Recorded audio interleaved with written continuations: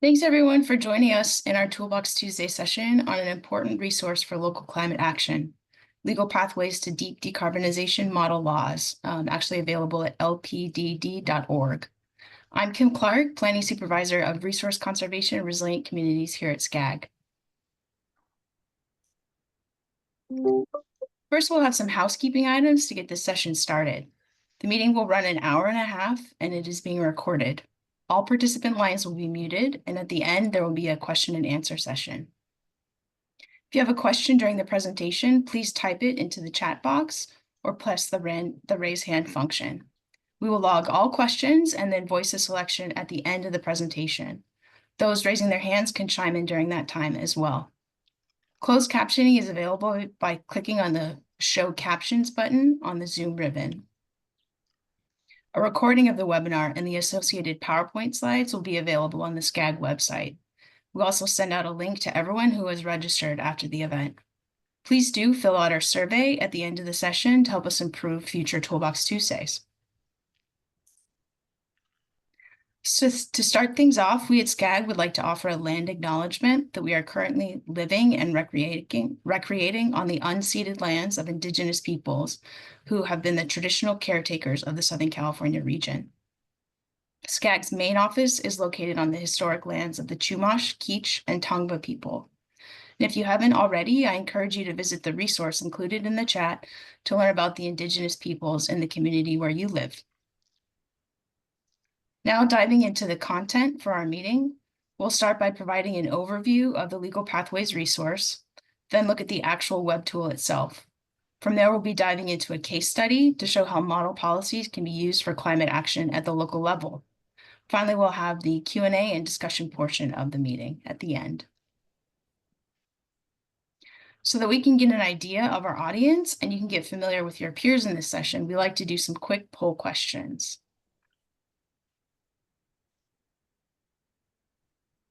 So let's go ahead and start.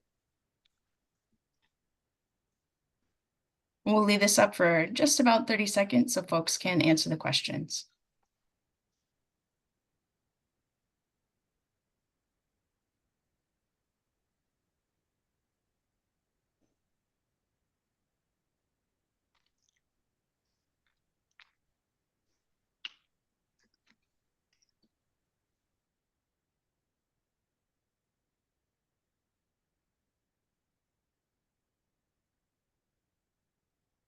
Okay, I'm going to end the poll.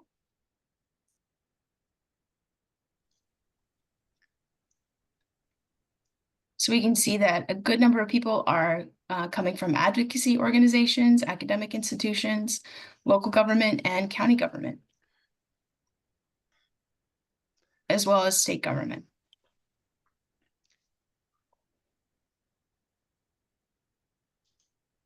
And then what best describes the type of organization you're representing today?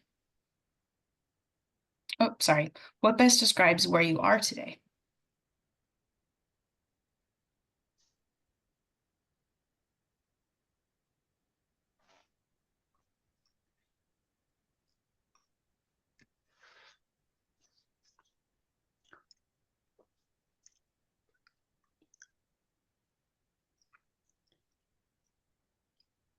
Okay, we can end the poll.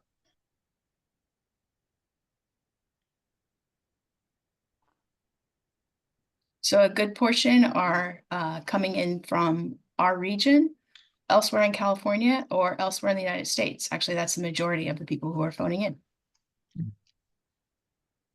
Next question.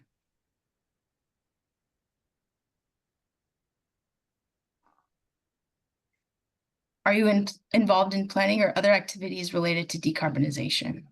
And this is a multiple choice question. And if you scroll down, you'll see our second and third question as well.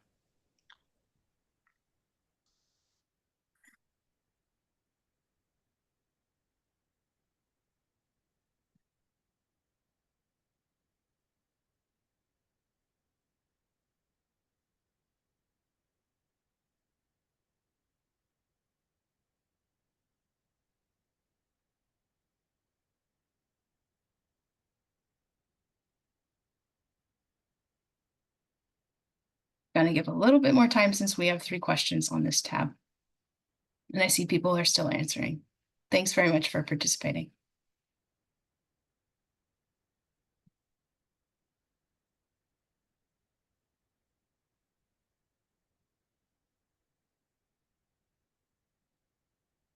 Okay, let's go ahead and end it.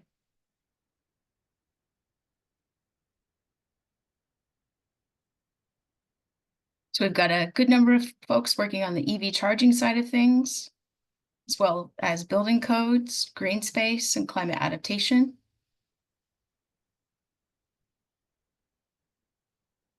And then we have 3 folks who were able to answer our second question.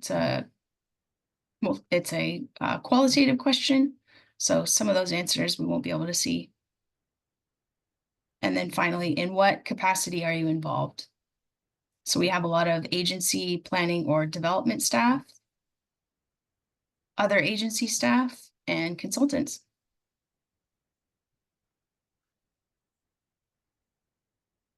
All right, thanks everybody for taking the time to answer those questions. Moving on to our next slide. So now let's introduce our speakers. First is Rick Horsch, who is the coordinator of drafting for this information resource, where he oversees the preparation of model laws to mitigate climate change at the federal, state, and local levels. He's also a retired partner at the law firm of White and Case, LLP, where his practice was concentrated on domestic and international environmental law and climate change matters. He's currently a lecturer in law at Columbia Law School, where he teaches international environmental law.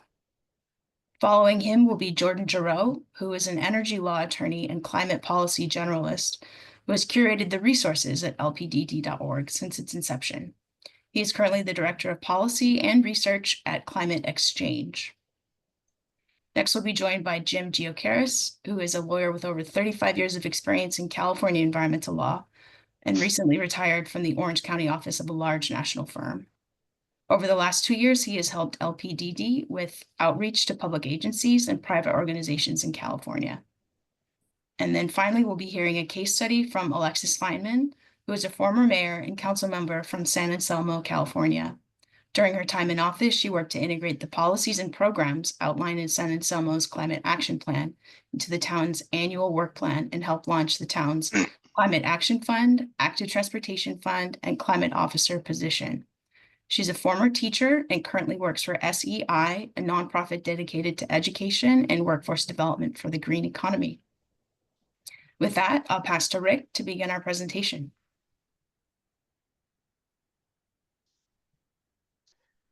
Well, thank you, Kim, and good afternoon, everyone. I'm delighted to be able to speak with you today about the Legal Pathways to Deep Decarbonization Model Laws Project. The LPDD Model Laws Project drafts model laws to mitigate climate change, and we make them available to policymakers at every level of government in the U.S. Our goal is to provide policymakers, especially those at the state and local level, with the legal tools to decarbonize all sectors of the economy. How have we done this? We've enlisted law firms and lawyers from around the country to prepare model laws on a pro bono basis. We've also established a project website that provides free access to our model laws. The project is part of the Sabin Center for Climate Change Law at Columbia Law School. The Sabin Center is a think tank that uses law to combat climate change. The center was founded by Michael Girard, one of the country's most foremost climate law lawyers and a professor at Columbia Law School. He also leads the Sabin Center. I emphasize that the LPDD project is nonpartisan. The genesis of the project is a book entitled Legal Pathways to Deep Decarbonization in the United States. The book was published by the Environmental Law Institute in 2019. The book was edited by Professor Gerard of the Sabin Center and Professor John Dernbach of Widener Law School. The book contains 35 chapters, each of which addresses the decarbonization of a specific section of the economy, from decarbonization of the transportation sector, the building sector, energy generation, decarbonizing industry, agriculture, and many other topics. Each chapter is authored by one or more experts on a particular topic. For each chapter, the authors have included some 30 to 40 recommendations for laws, ordinances, or regulations at the federal, state, or local level that can be adopted to decarbonize that piece of the economy. The book includes nearly 1,500 such recommendations. Here is a screenshot of the book. Rather than have the book sit on the shelf, Professors Gerard and Dernbach formed the LPDD model projects, the project we're talking about today. The idea was to take the recommendations, 1,500 or so, that I just described, and turn them into model laws that a policymaker can use as a starting point to adopt a law in his or her jurisdiction. To date, we've prepared and posted on our website more than 80 model climate laws. Each model climate law is accompanied by an explanatory memorandum that's intended to explain in plain English the purpose of the model law and how it works. Not only does our website include model laws, it includes more than 2,500 actual and proposed statutes, ordinances, and other resources relating to decarbonization. Those resources have been curated from various jurisdictions across the country. And as Kim mentioned, our website is located at lpdd.org. Let me briefly describe the process we follow in preparing the model laws to give you a sense of their quality. Each model climate law has been drafted by a lawyer or law firm and then peer-reviewed by a person with expertise on that topic. Dozens of law firms and attorneys have participated in the project as drafters. Many are leading law firms in the country. On this slide, I've listed 8 of the law firms that have participated in drafting our model laws. As I mentioned, each model law has been peer-reviewed by one or more experts on that particular topic. We have more than 90 peer reviewers from across the country who are participating in the project. We also try to build into our model laws climate justice considerations. Drafters and peer reviewers are instructed to incorporate climate justice provisions into each model law. In addition, we've established a climate justice advisory committee consisting of outside climate justice experts and advocates to advise us on climate justice issues. This slide shows a diagram of the drafting process. The first step is for a drafter to select a recommendation from the Gerard Dernbach book, or another recommendation they consider important and on a topic of which they have expertise. The next step is for them to prepare a short description of their proposal, which then gets reviewed and approved by project staff. The drafter then prepares a draft of the model law. The draft is then peer reviewed by one or more of our peer reviewers who has expertise on that particular topic. There's usually a back and forth between the peer reviewer and the drafter that ultimately results in a final model law. Only when the peer reviewer, the drafter, and LPDD project staff are satisfied with the final draft does the model law get posted on our website. Again, our model laws are intended to be a starting point for policymakers. It's expected that the model will be revised and changed by legislators to fit their needs and the particulars of their jurisdiction. The scope of the coverage of our model climate laws is quite broad. The project covers all sectors of the US economy that must be decarbonized if we are to reach net zero by 2050. I've listed 5 of the categories: energy generation. We have model laws addressing decarbonization of transportation, decarbonization of the building section, decarbonization of industry and agriculture, among many more. We're available to work with you in searching the database for resources relating to topics that may interest you. Let me just close by mentioning that we prepare and send out a free monthly newsletter highlighting model laws recently posted to the website, as well as important developments in the climate law area. For example, we'll list new or proposed ordinances from around the country that we consider of significance. The newsletter is free, and we have included or will include in the chat feature a link to where you can sign up to receive the newsletter. If you can't find it in the chat, you can go to lpdd.org to sign up for our free newsletter. I will now turn it over to Jordan Giroux, who will take you through the website. Jordan? Thank you, Rick. So, lpdd.org demo and walkthrough, and we're hopping out of slides so that I can share my screen. But before I do that, I believe I am the shepherd of our link to our newsletter, and I would just like to share that with folks briefly. Sorry, give me 1 second. I didn't realize how fast that transition would be. Sorry.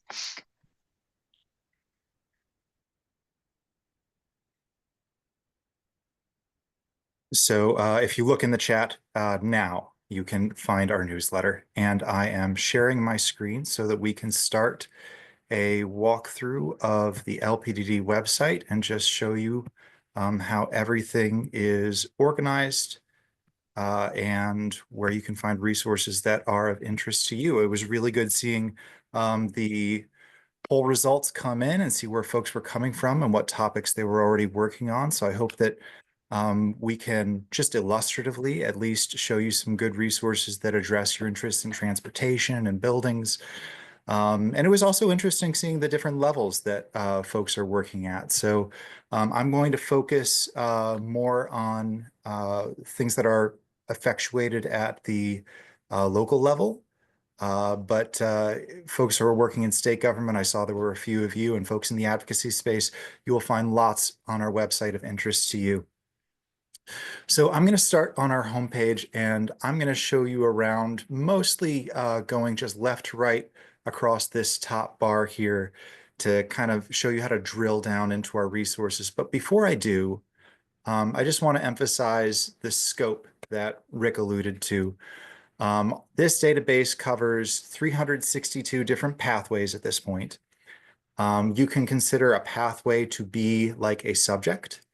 So there's a big macro pathway called light duty vehicles, and then underneath it, there's a smaller pathway called EV charging rate design. And that would be one of the 362. All right, so there's 362 different subjects that we try to cover. And within those, there are over 2,500 resources.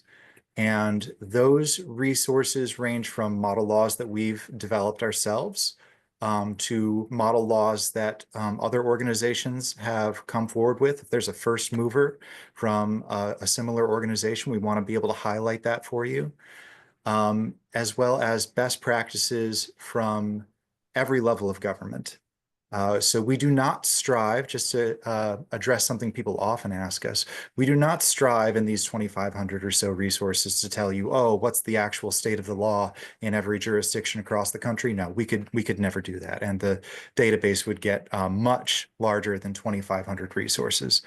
But within each of the pathways we cover, we try to point you to a handful of things that we think represent best practice that you could model your own approach off of. And so I will be going through some of those. First off, just going left to right across our top tab here, a lot of folks talk to us and they say, oh my goodness, 2,500 resources. How am I ever going to get into this and start to find what I'm looking for? And hearing that an awful lot, we started developing these little cheat sheets of top resources by sector. So you'll notice we've published top resources lists for commercial and residential buildings, transportation, low-income and disadvantaged communities. Actually, a number of these resources were prepared specifically to go to folks in EPA's climate pollution reduction grants programs. Their technical assistance for it actually asked us to curate some of these for their folks. And if you were to go in and look at any of these little cheat sheets, you would see briefly the level of government we're talking about highlighted. This is electric power. So you'll see a lot that's actually state-oriented in electric power, understandably, but a lot of local things too. And then we have a description of the topic and then 3 or 4 of what we think are some of the best things in the country to learn from, with a little description and a little blue hyperlink. So if you're just trying to skim off the top of our resources and get a sense of what we offer, start here. Start by looking at a big sector like electricity or transit or LMI or buildings. And then once you start to get a sense of what we house, go and drill down a little further by going through the pathways, perhaps. So that's an example of one of our top resources docs, but please check out the others, whatever might be of interest to you. Next, going along this upper tab, I'm going to look at the model laws that we've drafted. And so this is everything that went through the process that Rick described with a leading law firm around the country that has some subject matter expertise, working on something that goes to our team of peer reviewers. Our team looks at it. We have the highest pride of authorship in these and the highest confidence. So we're calling them all out together on their own tab. And you'll notice this is a little bit of a dry page. There are other ways to find our model laws, but if you want to see all of them at once, you can scroll through this tab and you can just get a sense by looking at the headings how broad this database is. We have things from new buildings, a ton on light duty vehicles. We had some very active firms working with us there. Going through things you'd expect to see, like utility scale renewables, but also things that are maybe a little less intuitive, but just as impactful, like bioenergy feedstocks. So just to give you a survey, there is a lot here, and you can see all of our top resources. Our top resources through the PDFs I showed you, but all of our own resources through this tab. Next, I'm going to show you, okay, how do you actually navigate this database? And everything is organized under pathways. As I alluded to at the start, there are 362 pathways right now. And if you were to go through our pathways tab, you could start to find them starting at the high level and working your way down. So if we were to go into transportation, and let's say we were to go into light duty vehicles, this little number here, 213, tells you how many resources we have on this subject. And this chapter 14 just tells you, in case you have the PDFs or you want to download the synopsis of these chapters from the site, what chapter of that original text these recommendations are associated with. So light duty vehicles was chapter 14. And as you go through, you'll see a brief description of the sector of the economy we're talking about. Potentially, you might also find our top resources linked here. And then you'll find each of these little sub-pathways down below. So a very popular sub-pathway here is on vehicle charging and refueling infrastructure. I'm going to go and highlight a couple things that might be interesting for local governments to think about. The first is on a local ordinance expediting the permitting for EV charging stations. So You might have heard back around the time that a bipartisan infrastructure law was coming into effect, they were having a lot of trouble getting that money out the door because sometimes local permitting for an EV charging station could take 18 months, and it was a huge hurdle to actually getting these things built. So we have drafted our own model on expediting the permitting for EV charging. I will note that, yes, we are aware California has a couple of laws that establish a checklist for state governments to abide by. We think that our model goes beyond that. So if you're aware and if your jurisdiction is following the checklist established by AB 1236 or AB 970, yes, there is a baseline in California, but I think that ours goes considerably beyond that. And you can see a brief summary here of all of the different provisions that we try to address in talking about charging infrastructure and the local permitting problems there.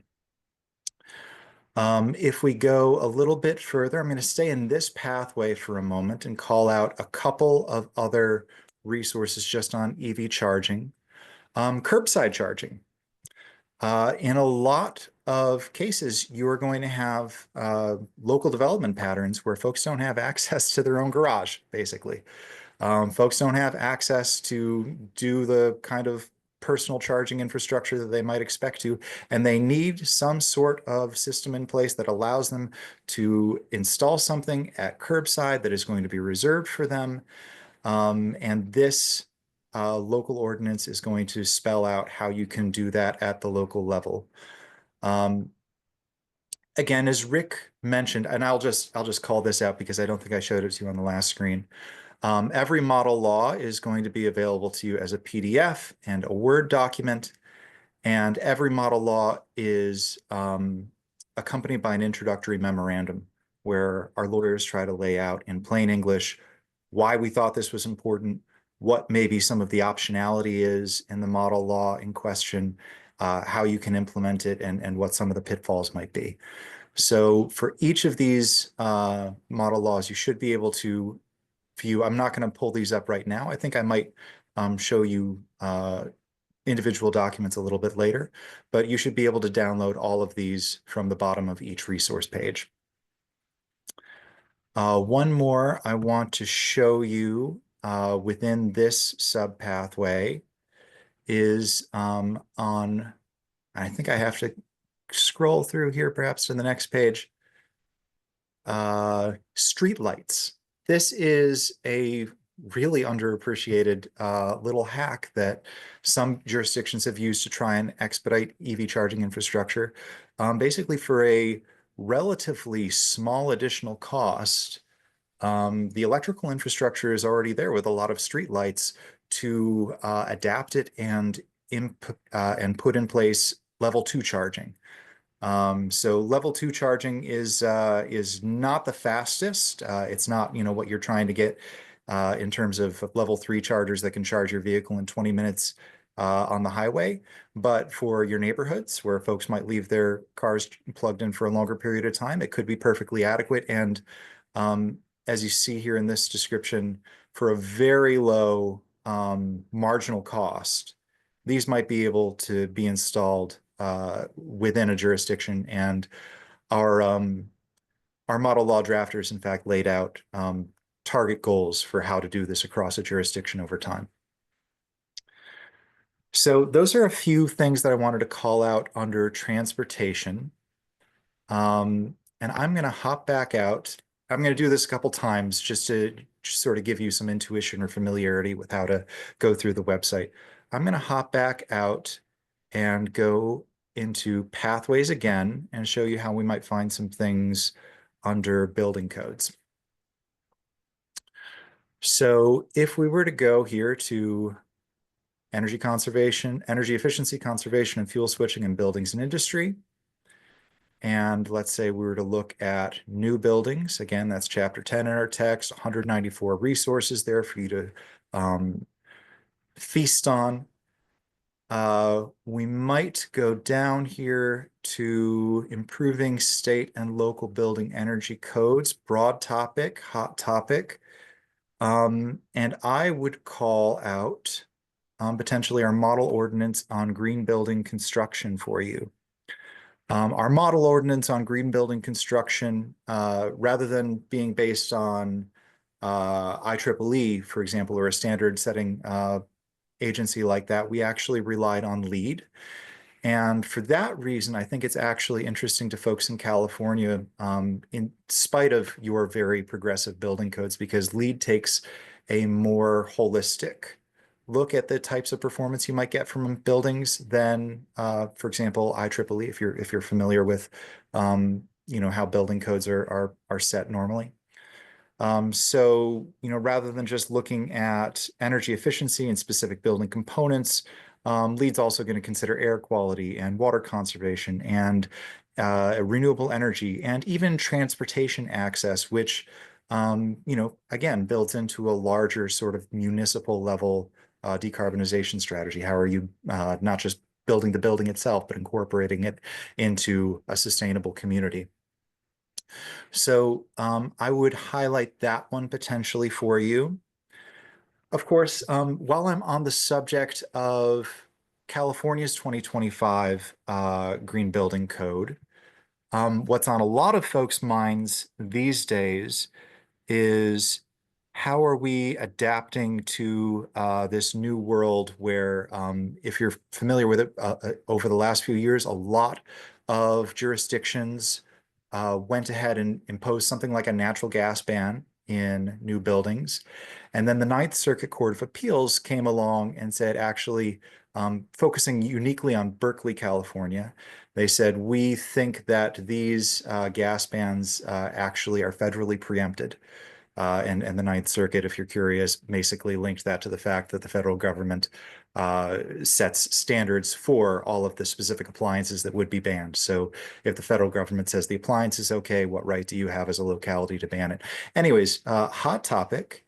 And a lot of folks are thinking about in this new world we find ourselves in, how are we going to try to have the same impact on pushing our buildings to decarbonize without running afoul of those preemption arguments? So you'll notice that in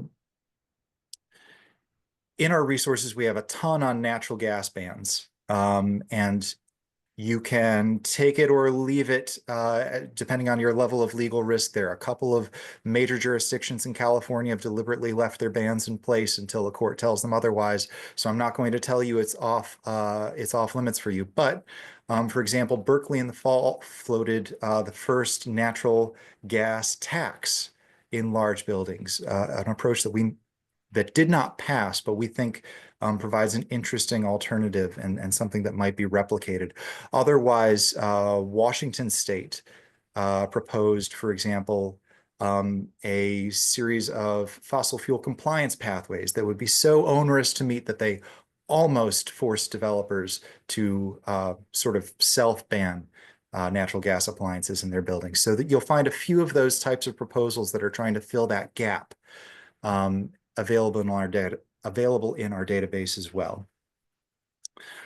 And a big area that is super ripe in California still are building energy performance standards. So traditionally, and I'm sure there's a lot of very savvy folks on the call who know this backstory, but just to spell it out for you, traditionally, a lot of existing building measures were handled by just benchmarking and making sure people were doing adequate reporting and assessing their building's energy efficiency when it came to existing buildings. And in the last few years, we've started seeing leading jurisdictions impose actual energy efficiency standards on their existing building stock. It has not been adopted statewide in California. It has been adopted statewide in a couple other instances. There are a couple of smaller jurisdictions that have implemented building energy performance standards. I believe Chula Vista in SCAG territory has a building energy performance standard. But this is a ripe area for folks at the local level to be legislating around. And we have not authored our own model, but I'm going to pull up one from, as I mentioned, where another organization moves first. We're really happy to flag that for you and help you find it. I'm going to pull up one from the Institute for Market Transformation, which published a first mover model building performance standard ordinance. And what I love about this one is that it comes with a really robust implementation guide. I think I have it in this tab. Yes, I do. So if you're thinking, how do I apply these resources in my jurisdiction, not just see a piece of legislation on the shelf that might seem didactic or unapproachable, but what's a real implementation guide? We definitely try to highlight those types of resources for you wherever they exist, and we aspire to produce them ourselves as well.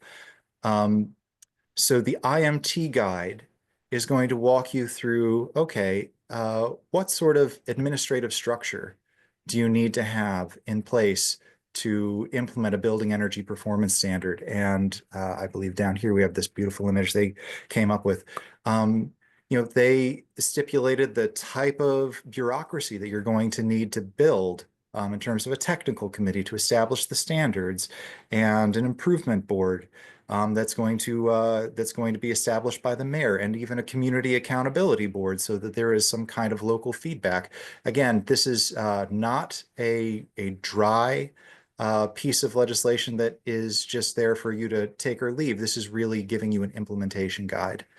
A couple other areas that they call out are, how do you establish metrics for your building energy performance standard? How do you conduct all of the data management that you would need to implement this? So having adopted the piece of legislation, this really actually walks folks, stakeholders within the local government through all of the things that they're going to have to develop to implement it well, including like customer relationship management software just to track all of the buildings, a property owner portal so that folks can go into the portal and see how they're being assessed and what benchmarks they need to meet. So, and wherever we can highlight these types of resources for you to complement a piece of legal language, we're always looking to do that. So IMT, the IMT model building performance standard here, is a good example of that, but not the only one. So as you dig into our resources, we are always here to try to help you find whatever's best in class, whether we drafted it, whether another jurisdiction drafted it, whether another organization drafted it, and give you a sense of how you might be able to implement it in your jurisdiction. So that is a lot of me scrolling through pathways and just showing you how the database is organized, and hopefully a few helpful examples of how to get into it and actually find something that you might be interested in. The last thing I'm going to show you, again, scrolling across the top here, is how to use our search function. Everything in this database has been tagged for the level of jurisdiction it's applicable at, local, state, government, even some odd little jurisdictions like ports, as well as the pathway it falls under, as well as its location, meaning state by state, and it's all searchable by keyword.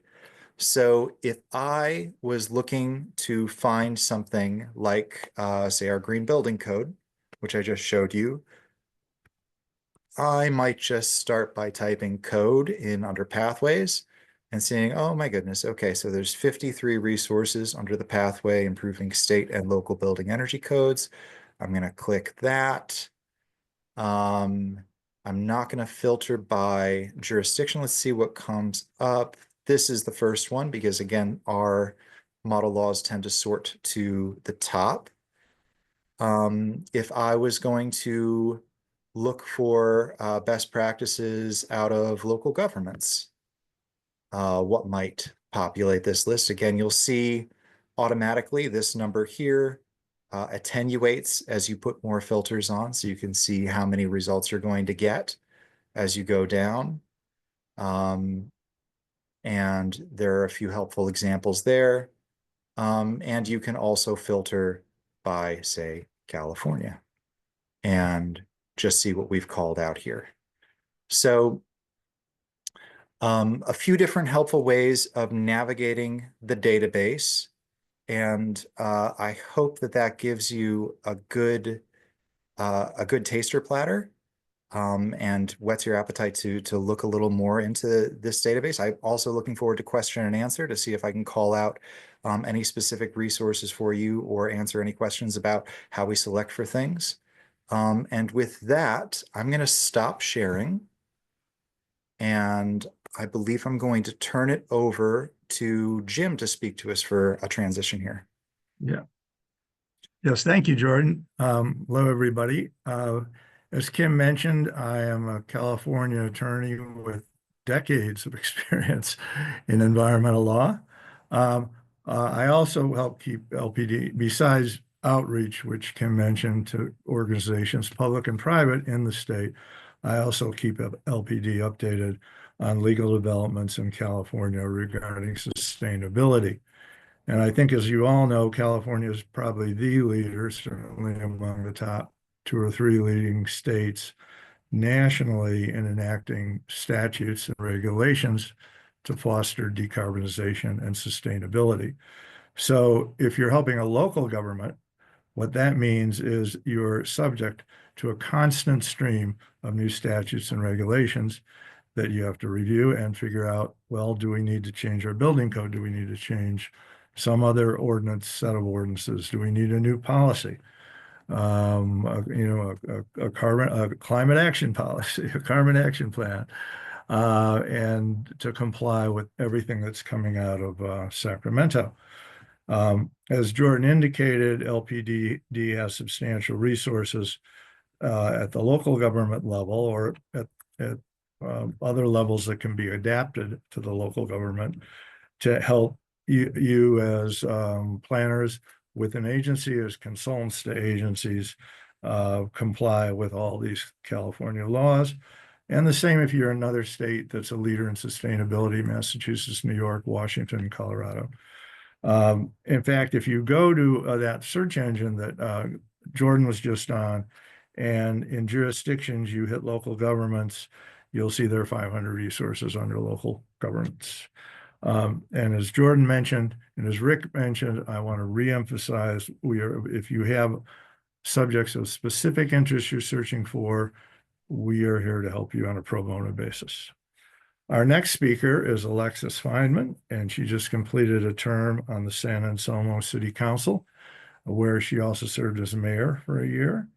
In that capacity, Alexis used LPDD's database to help formulate city policies and ordinances, as she will explain to you now. Alexis, please take over the meeting.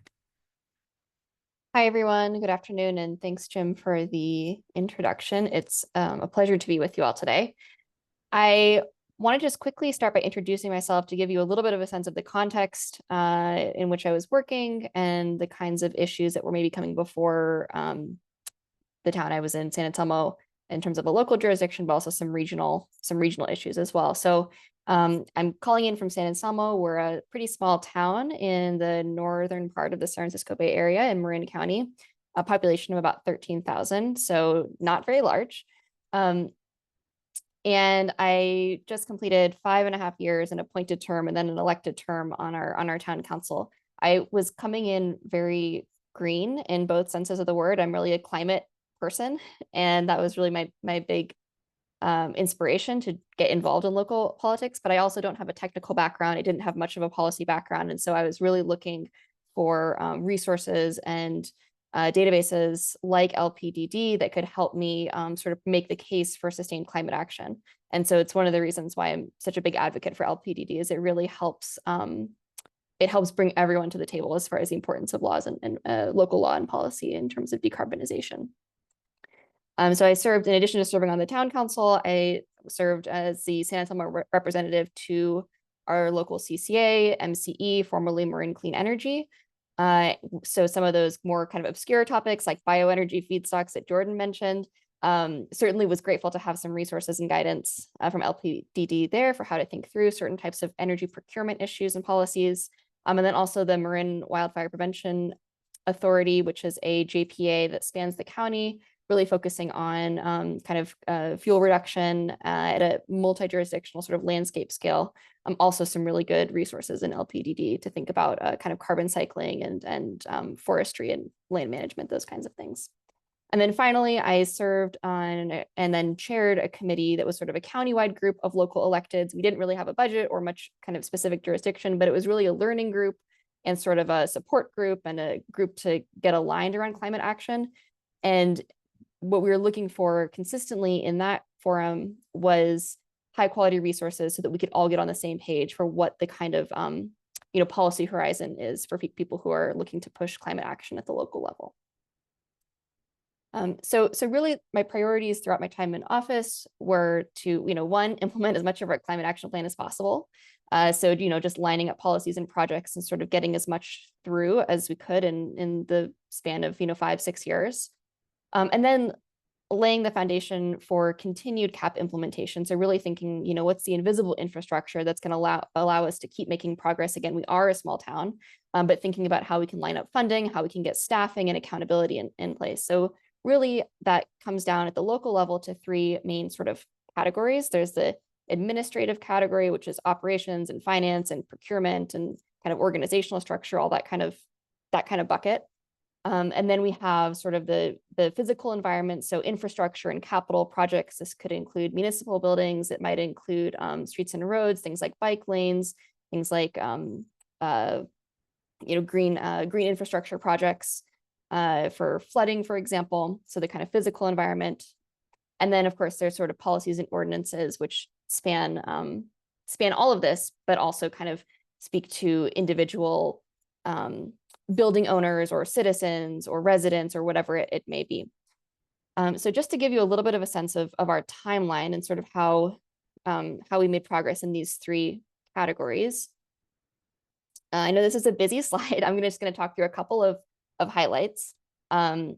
So our climate action plan was adopted in 2019. It was actually adopted the month before I joined the council.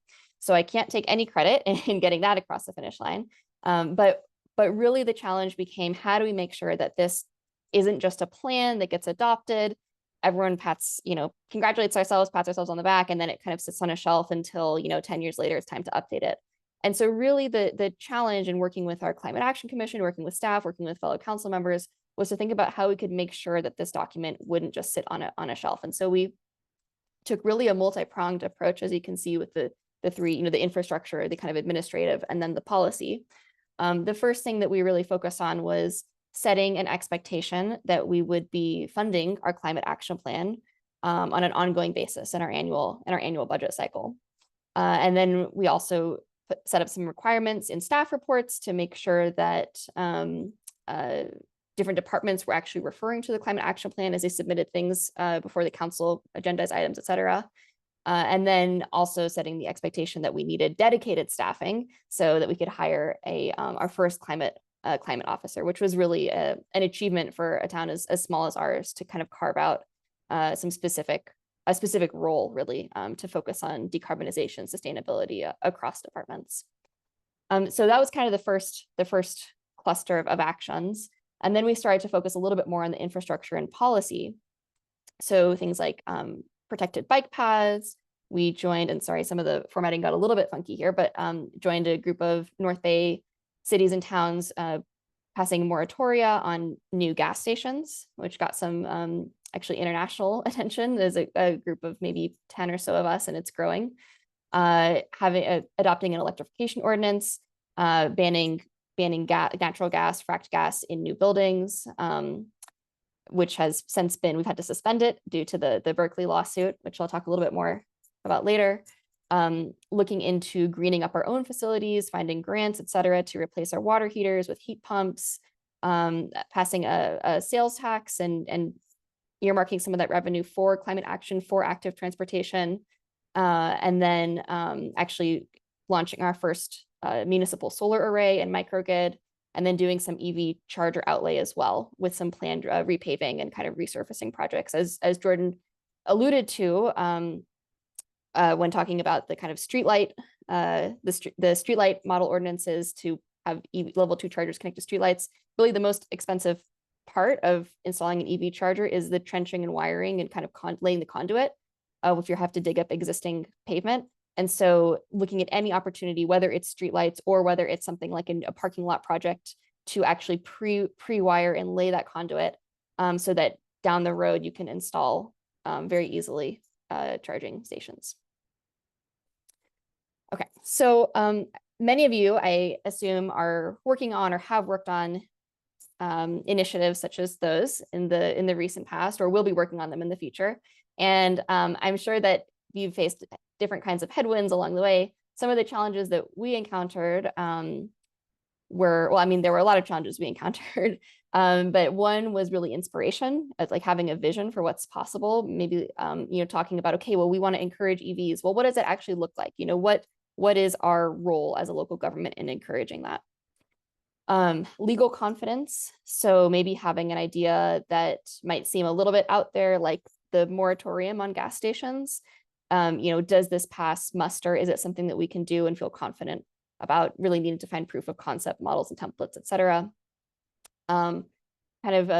Staffing challenges, mostly in the form of having dedicated time and expectation across departments. Obviously, our town staff and agency staff is just incredibly busy all the time, and so trying to figure out how can we make progress on climate without adding to or burdening already overburdened positions. And then dedicated funding, kind of beyond just applying to grants. How can we make sure that we really have a reserve to pull from when we want to pursue projects? And then finally, and this one is last, but it really kind of underlies everything, which is just making sure there's political will and sort of sufficient alignment, not complete alignment, but enough alignment to keep things moving forward. And that's really for electeds, it's for members of staff, and it's for, of course, our community. So how do we make sure that we're aligned enough to keep moving in the right direction? So the good news is that LPDD actually really helps with a number of these barriers. Some of them very directly, and some of them perhaps a little bit more subtly. So the first is that, as you probably saw from Jordan's screen share, there's just an extraordinary breadth and depth of policy solutions. It's really an unparalleled resource, and I've spent quite a bit of time over the years looking for at different databases and whatnot. And so LPDD can really be a starting point for any initiative, and for having the kind of baseline education, from reading some of the memoranda, from getting that inspiration about what's out there and what's possible. So I would encourage everyone to just block out half an hour, 45 minutes, maybe longer, and just spend some time looking through the database. There's really a lot there, and it's really exciting actually to see. The second way that LPDD helped is it eases staff time, right? These are all resources that are very professional. They're very high quality. They've been vetted by lawyers and by policymakers, and they're sort of ready to go with very little tweaking, or it's nothing, no substantive tweaks, I should say, just adjustments to make it sure it fits in your code. So it can really ease staff time and remove that barrier. There sometimes is, I think we've all probably experienced like political discomfort, or maybe concern from our general counsel over legal risks with certain actions. And so there's really a sense from the political side that there's a strength in numbers, and from the legal side that there's kind of these vetted precedents to pull from. And then there's the added bonus of Columbia's sort of name and its reputation in the legal community. It's one of the premier legal institutions in our nation. The two final ways that LPDD really has helped, one in San Anselmo and can help you all as well. There's a lot of clarity on the kind of difference between the state and the federal, and utility and the local jurisdictions through that filter feature that Jordan profiled. So you can really make sure that you're looking at resources that are appropriate to the level of jurisdiction or the type of agency that you're working with, which is really significant because local governments actually have a lot of jurisdiction and authority to do certain kinds of climate work. that are fairly unique to the role of local governments. And then finally, and this is a little bit more kind of rah-rah, but it really does amplify and connect good work in practice. So there's local actions, but the implications are really national in scale when you're in there and you're seeing all of the work that's being done across the country. And I think especially right now with many of the headlines and sort of questions that we have around the state of climate action and climate progress in the US, I think it's really important to have a place where we can see just examples of what this looks like on the ground. So zooming in, wanted to talk a little bit about one specific initiative that I worked on, and how LPDD sort of helped with that. So I mentioned that setting up funding was a major part of how we approached really operationalizing and implementing our climate action plan and laying the foundation to do that in the future. And one of the biggest opportunities for decarbonization in San Anselmo and other jurisdictions in our county is really the transportation sector. It accounts for more than half of our sort of in-scope or in-boundary emissions. And we've done programming and policies around EVs and chargers and fleet electrification, but really there's not a lot that's been done in the active transportation realm, aside from some kind of sheros on the street and whatnot. And so a couple of council members had this sort of idea to really try and have some dedicated funding and expectations for what high impact investments in active transportation infrastructure could look like at the local level by setting up a fund and then actually setting up some expenditure guidelines. So actually I feel like I addressed most of the slides, so I'll just flip forward. So we went to LPDD and started to look kind of down two different pathways. One was around financing, how are municipalities that are financing climate action beyond, the kind of applying for grants approach, how are they actually doing it? And so LPDD, sure enough, has compiled examples of sort of climate tax measures from multiple jurisdictions throughout California, and then also some in Colorado.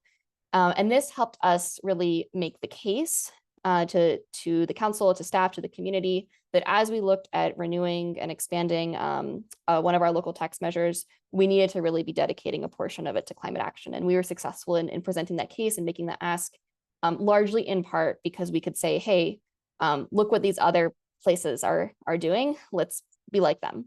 And LPDD, has these curated resources, and it makes it just easy to say that and to kind of make that point. The second kind of piece for the active transportation fund specifically was looking really around like, maybe we have the money set aside, we have this fund set up, how do we make sure that we're using it in a really high impact way? And so we started looking down some of the pathways and resources around kind of transportation and transportation funding. And one that stood out, or that stands out, was that the Massachusetts Department of Transportation actually has a grant program. And they really actually specify, what types of projects are high quality enough to qualify for grant funding under this program. So for example, up here we have, green, a speed table, an example of a high impact, investment in actually slowing down speeds. And then an example on the right with the slow sign of something that is really not infrastructure at all. It doesn't, it's not necessarily a high impact investment. It's easy, but it doesn't really make the streets safer for people who are pedestrians or cyclists or on scooters or whatever it may be. And so in San Anselmo, we kind of looked at some of these resources and other ones from LPDD and elsewhere, and we just kind of tried to aggregate the best practices and adopt some official guidelines for how we wanted to use our active transportation fund. And so just to kind of zoom in on what that looked like, we came up with 6 guidelines, some around pedestrians, some around cycling, some around intersections, and some around vehicle speed. I won't go into it in full, but for each guideline, we had a short description, and then we explicated some examples of what the description actually looks like in practice. So for example, for guideline C, which is focused on intersection safety, this is, signal actuators that are ADA compliant. This is high visibility crosswalks, advanced cyclist waiting positions, which is a technical way of saying bike boxes. And so we worked a little bit with some transportation planners and traffic engineers just to make sure we were covering all of our bases, really focused again on infrastructure and not things like signage or paint. Okay, and then so that was kind of our transportation and our funding and how LPDD helped that. Switching gears a little bit to talk about our experience with building electrification, which of course, as Jordan mentioned, is a really has been a really hot topic throughout California for the past several years. We did pass an ordinance, and I got to sign it into law as mayor, which required all new homes and buildings to be all electric. So it was effectively a gas ban. And as we were in the process of kind of passing it and celebrating and whatnot, of course, the Berkeley lawsuit begins moving through the courts. And then in 2024, and the first part of the year, it was kind of the final blow. So very disappointing to have this tool kind of taken out of the toolbox. And we were really left with the question of, where do we go? Where do we go from here? So we decided to form an electrification ad hoc subcommittee, which I served on with one other council member, to look at possible pathways forward. There are some legal pathways that would perhaps be comparable, not quite substitutes, but comparable in terms of their effect for discouraging the build out of gas in new buildings. Jordan mentioned a couple of them, but what the ad hoc really decided, and it was council and staff and our legal counsel together, was that as a small jurisdiction, we weren't comfortable with taking on some of the kind of risks of being out in front and thinking about trying to kind of do something like a NOx ban or an indoor air quality ban or something along those lines. And so instead, what we wanted to focus on was sort of the carrot and the stick, meaningful incentives and actual disincentives. And so oftentimes in these kinds of conversations, the first thing that comes up is, oh, we'll waive the permit fee, but really that's, from my perspective, not truly a meaningful incentive. It's really a reward for somebody who's already going to do all electric to just pay a little bit less in terms of getting the permit approved. So we started to think about, well, what are the actual meaningful incentives that we could offer as a town? And sure enough, looked to LPDD, found some kind of transferable examples, not direct examples. But what I found really actually in looking through the resources was that there's a lot of examples of from places outside of California with different building codes, where there's really significant incentives and bonuses and boosts for buildings that meet certain efficiency standards, or that have solar or whatever it may be. And so LPDD really compiles these, and these are not necessarily about gas bans or about all electric, but they really demonstrate that there's proof of concept for doing things like actually, potentially some property tax exemptions, looking at floor area ratio. Can we boost it for all electric buildings for new construction? Thinking about density bonuses. Is there a way that we can have, density bonuses for all electric, especially thinking about, RENA compliance and some of the kind of upcoming larger scale building projects that we're anticipating in the next few years. So again, these aren't necessarily exactly one-to-one ready to go in terms of all electric, but they really show creative thinking around incentives and really carrots that we can use as we start to think about what building electrification 2.0 looks like in San Anselmo.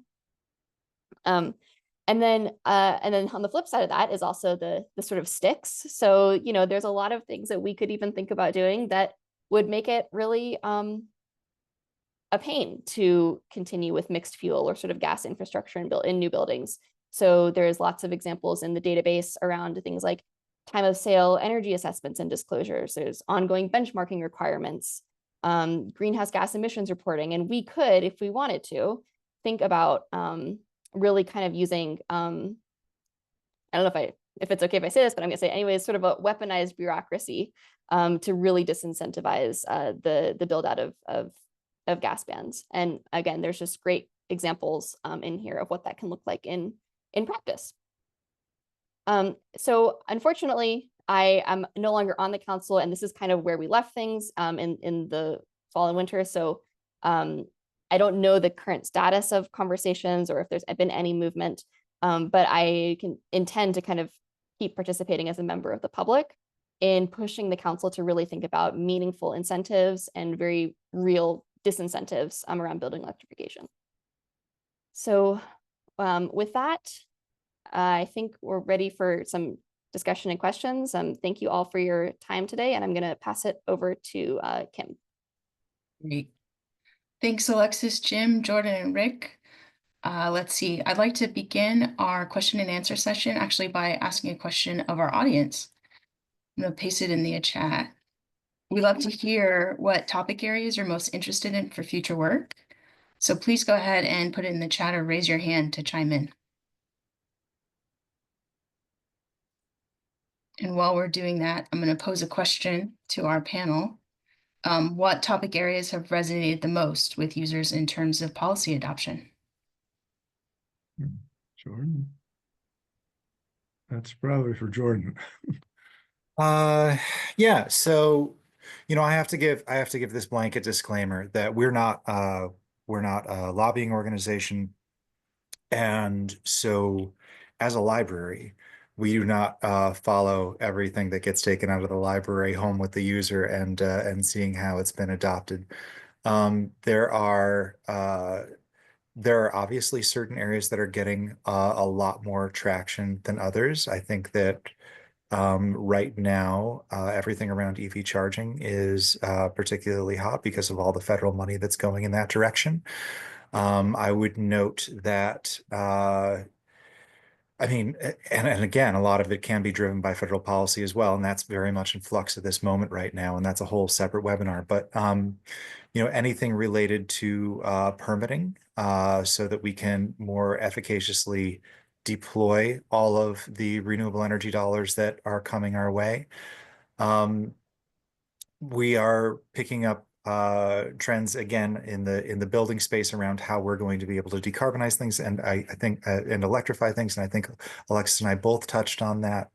But really the trending areas of recent years have been really driven around where federal dollars are incentivizing people to finally start pushing their own climate policy forward in ways maybe that they hadn't considered before.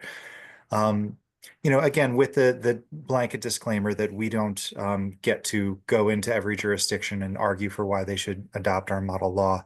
And so we don't necessarily see all of the deployment that's out there, but those are some of the areas that I think have been particularly hot in recent years. Great, thanks. We have a comment in the chat from Michelle Halligan in City of Costa Mesa. Costa Mesa just started working on the city's first climate adaptation and action plan. We're really excited to learn about these resources. Once we have a better idea of our baseline conditions, we will know which pathways to focus on. Great to hear. Yeah. And I would just add to her, I am sitting in Newport Beach, 4 blocks from Eastside Costa Mesa. And our contact information, I think, is in the slides somewhere. So when you're ready to talk to us, email me. I'm here, and we'll get involved in helping you. great. And then Emily Rotman from City of West Hollywood chimed in, building decarbonization, BPS implementation, and REACH codes. Yeah, a lot of interesting potential around REACH codes. We already talked a little bit about BEPS, and I showed some of the resources there. REACH codes are going to be somewhat well, they're going to be largely set by the state. That's what the REACH code kind of is. But there's a lot of interesting, since we do have some state actors on the call, there's a lot of interesting variants in where REACH codes are going next. One that leaps to mind is where Massachusetts has adopted a building electrification REACH code, basically allowing state or localities to opt into a code that's going to stipulate that all of the necessary electrification work that would require that the building would require to be all electric is done from the outset. And I think that's a really interesting forward-looking example where the state can provide that path forward for localities. Great, thanks. We at SCAG sometimes see compounding impacts with the adoption of policies, meaning that neighboring and nearby jurisdictions are learning from those who've been able to adopt these policies. Does that resonate with your professional experience?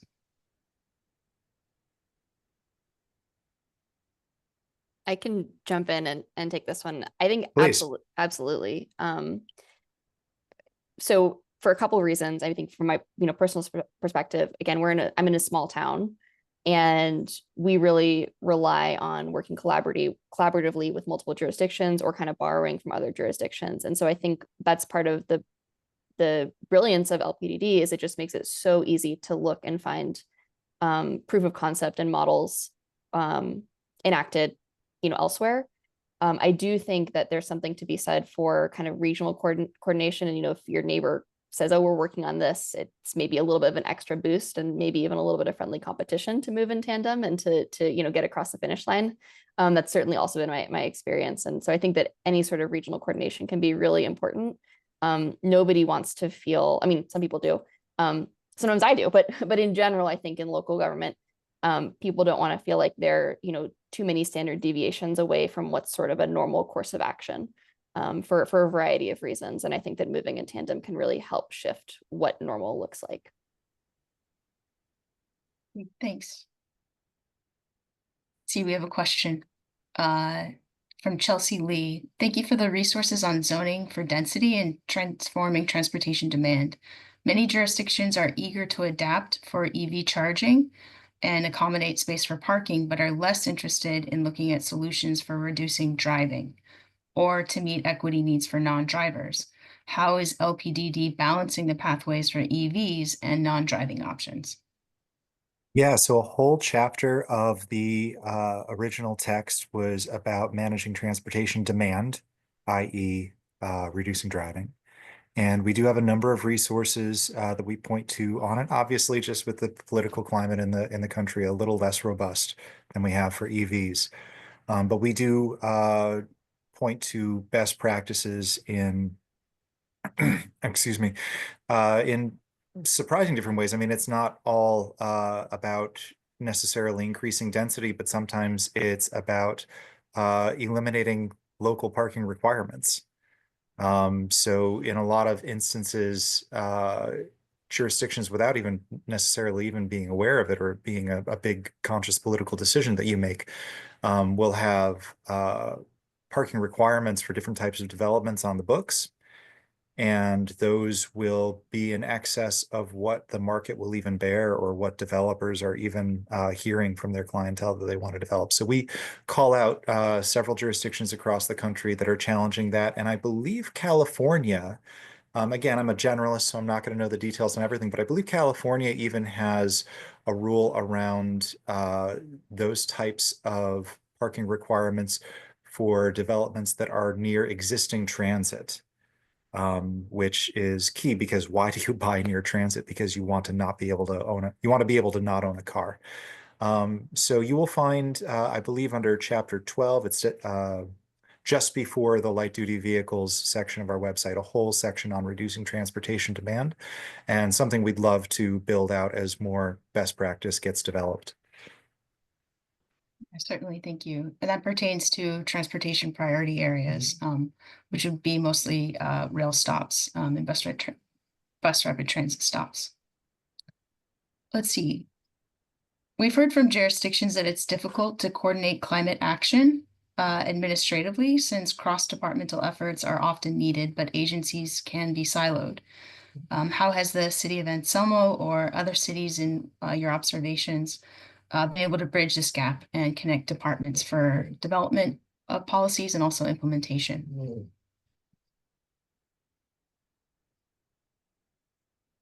I can speak a little bit to San Anselmo specifically. I mean, I think, first of all, because we are small, we're a small staff, it's maybe a little bit easier to have some of that organic kind of collaboration and cross-pollination. And so we're just, I think, we're at a little bit of an advantageous starting point compared to a larger jurisdiction. But even within that, there were certainly kind of, I can think of many examples of really things that were more siloed than they needed to be, where there was friction between, say, you know, building and public works, or planning and building, and whatever it may have been. There's a couple of things that I think were really important. One is, if you do have dedicated climate or sustainability staff, thinking about who they are ultimately accountable to. Are they, you know, does that position live within planning or public works, or is it someone who's reporting directly to the town manager? Ideally, they're reporting directly to the town manager or the city manager, with some, you know, expectation that they're going to be working collaboratively. I think that having cross-departmental, you know, working groups, either just as kind of a general kind of standing committee or around specific issues, is another best practice that we've sort of adopted to a certain extent, formalized in San Anselmo. Really more issues based for us, again, because we are small. And then having the expectation in the work planning process and in staff reports, as I briefly touched on, that across departments, people are referencing the climate action plan as they submit concepts and ideas and request action from council. And so we do actually have a section of our staff report template that we built out that's like a CEQA analysis or a fiscal analysis that just says, you know, climate action plan consistency. And you're supposed to cite measures saying, oh, this, you know, increases the irrigation efficiency and creates a green space and urban heat island, and, you know, reduces the urban heat island effect, or whatever it may be. And they actually cite the measures. And it's not super, the expectations around that aren't super formal. They're not doing calculations around, you know, carbon projections and that kind of thing. But it's really just the idea that it's everyone's responsibility to be referring to the CAP in an ongoing basis. One of the things that we experience in California, as Jim mentioned, and I think Alexis touched on, is many of our jurisdictions are fiscally constrained.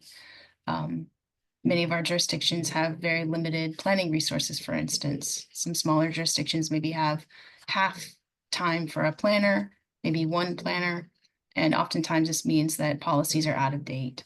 And so part of the value of LPDD seems to be by providing these model policies, there's significant cost savings in the adoption of these policies. Can you speak a little bit to that?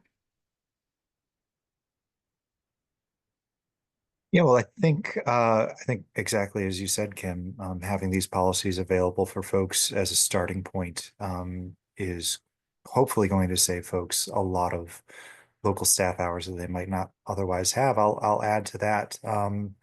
Just having the expanse of the database available to you at a glance, I think, can be helpful for folks to get a sort of menu-like survey of what all the opportunities are that they may have available to them. They might not even be at the point where they've recognized they need to update something, but it might be the kind of background research tool that enables you to identify all of those opportunities before you even get to the drafting stage. So yes, we in the DNA of the project, we're very cognizant that our highest impact was really serving those levels of government that had the highest resource constraints. So state and local, particularly, we've actually got a number of federal resources, and we know that they're well staffed, and really like to put our efforts where we can on the levels of government where they do not have that kind of bandwidth or man hours.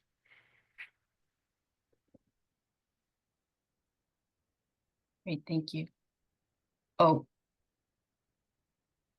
Rick, I think we're missing your audio.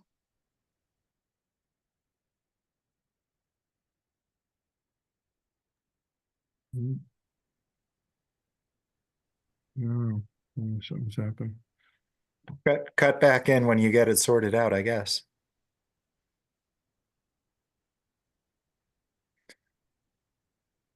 It's audio.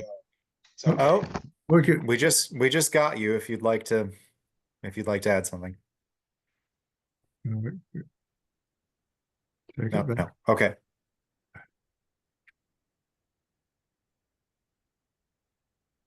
Can you hear me now? Yes. Yes. Yes. Okay. Okay. I'm sorry. I don't know what happened. What was I going to say? Oh, yeah, that one of the purposes of our top resources is to make it easier as easy as possible for policymakers who are restrained on resources to to access the website quickly, to get some quick ideas, good ideas on what other jurisdictions are doing, what's available out there. So what you indicated is exactly the reason that this project began, and is really the reason that we exist, to allow those jurisdictions who are resource restrained to find model laws that they can adopt and adapt to their jurisdiction. Thank you. On the science side of things, does the website provide resources so that jurisdictions can understand what the GHG reduction potential of these policies could be, and then perhaps how they could be integrated into a climate action plan?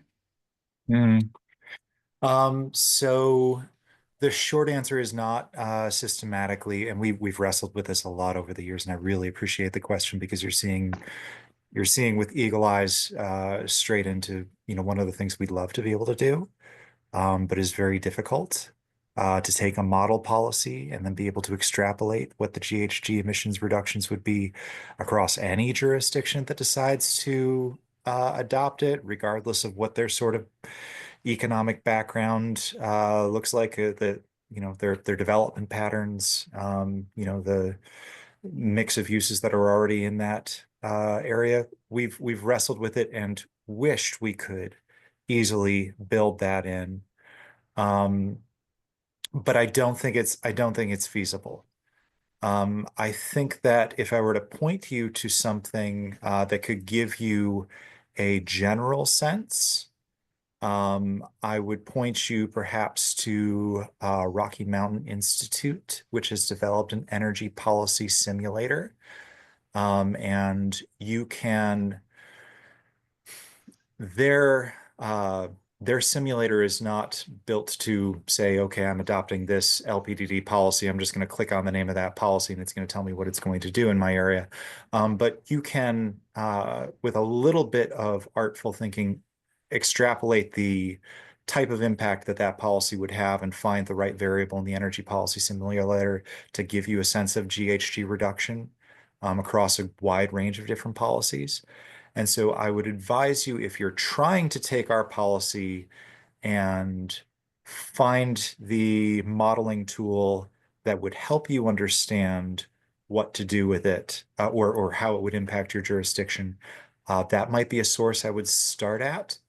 But again, it's a bit of an art, and it's not something that's really feasible for us to do at the level of a model policy that could be adopted anywhere in the country. So we haven't been able to get to that level for folks.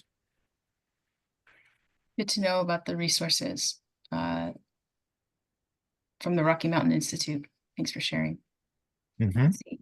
So we're coming close to the end of our session. I wanted to give folks just one more opportunity to place a question in the chat. And while we're doing that, I'd love to give the panel an opportunity for closing remarks.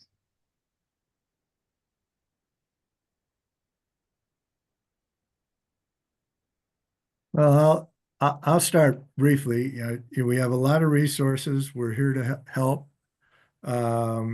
Some of the federal stuff is definitely going away, but California has a lot of laws and some funding. I know that's kind of been a yo-yo with the state budgets. A couple of years ago, there was a lot promised. Some was taken back last year. We'll see about this year. But, there still are a lot of state requirements and in many of your jurisdictions for decarbonization.